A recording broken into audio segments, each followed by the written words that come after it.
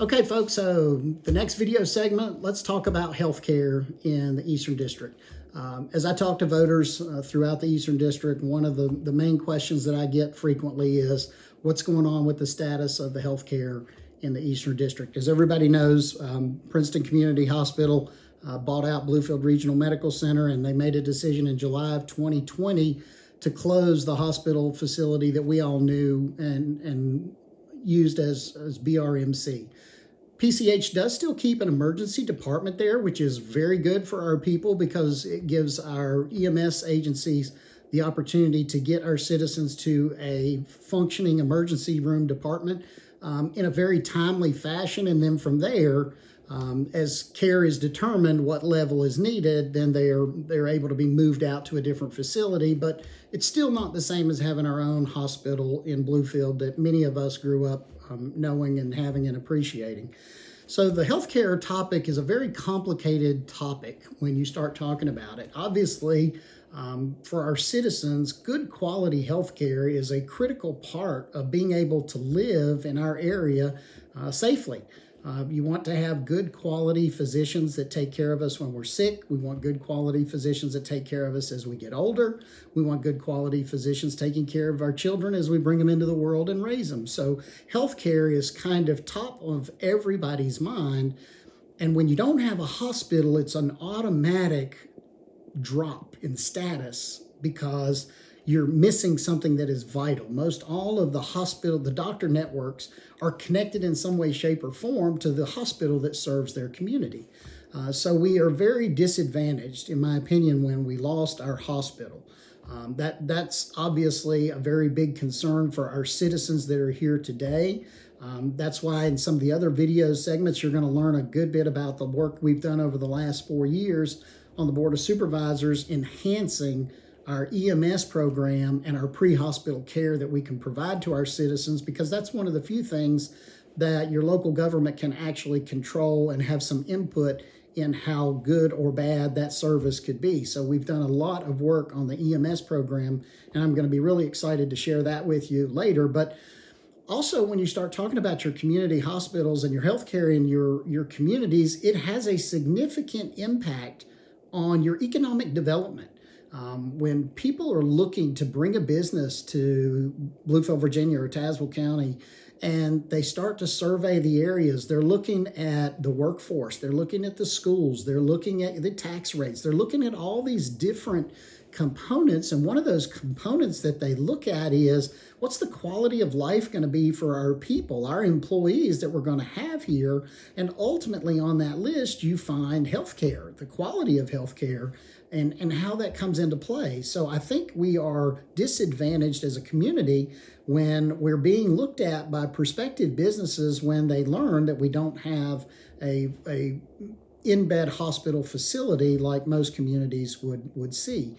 This is a growing problem throughout rural America. We're not the first to be facing this, and I'm afraid it's a problem that's going to get a whole lot worse before it gets better because the fixes for this are far beyond the scope of your local government and probably far beyond the scope of even our state government. This is a nationwide problem that I think it's going to be a combination of state and federal governments working together to find the solutions.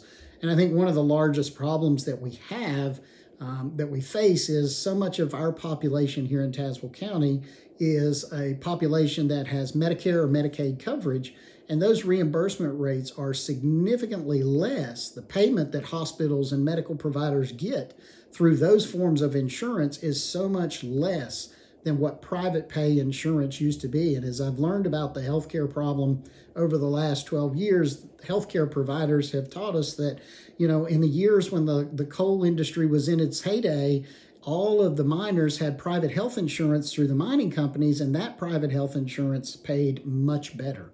So if a population like ours could maintain anywhere between 12 and 20% of that private pay insurance component, hospitals could figure out how to make a profit and stay in business.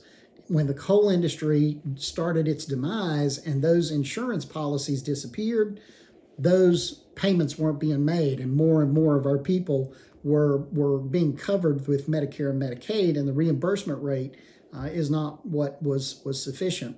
So one of the things I hear a lot from folks when I talk to them is, well, we have this beautiful Bluestone Park that doesn't have, any major industry in it. Why don't we build a hospital out in the Bluestone? And that is certainly a very desirable concept to consider because we have the land, we own the land.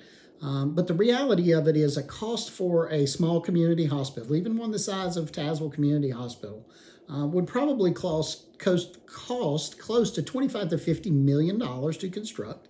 And even if you could do that, the problem you would face, as I was just talking about with the reimbursement rate, would put us in the same spot we were in when PCH and BRMC merged, that we don't have enough people for 3 hospitals to survive. So, what we saw was the demise originally of St. Luke's, and then we saw the demise of BRMC, and ultimately Princeton Community Hospital was the one hospital left standing after the others fell. I'm afraid you would see a very similar outcome if you built a brand new facility out in the Bluestone. But that's a business question for the hospital administrative people to decide. So Tazewell County has done everything we can to work with either hospital, either at the Clinch Valley on the west end, Carilion Tazewell in the Tazewell, and PCH over in Princeton to seek what options would be available to put facilities in the Bluefield community, because what's hurtful for the Eastern District in healthcare is equally as hurtful to the city of Bluefield, West Virginia, and our sisters in Mercer County. So it's a concern for both Bluefields that has got to be addressed, and it's one of those things that I would like to try and work with Bluefield, West Virginia in the next 4 years to see what potential solutions we can come up with, because we both are suffering a price in the care provided to our citizens and the economic development challenges that not having a hospital of our own presents to both of us. So I think there's work there that we could do together.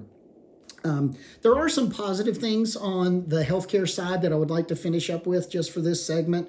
The Bluestone Family Health Clinic has just opened an office in downtown Bluefield, Virginia, and they're accepting new patients.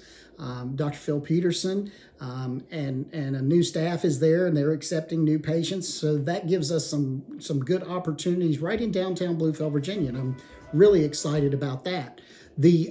Also, Carilion just opened a facility in the Westwood Medical Park. So we have 2 new medical providers that have just come to the Bluefield area to start to fill this gap with some healthcare related things. So those are good positive things that are happening here. So if you are looking for healthcare locally, hopefully those options are available for you. But we continue to face healthcare as a challenge in the Eastern District, and I hope in the next 4 years that if I'm reelected, that'll be one of the things that I'm hopefully able to work regionally with others that are in a similar situation.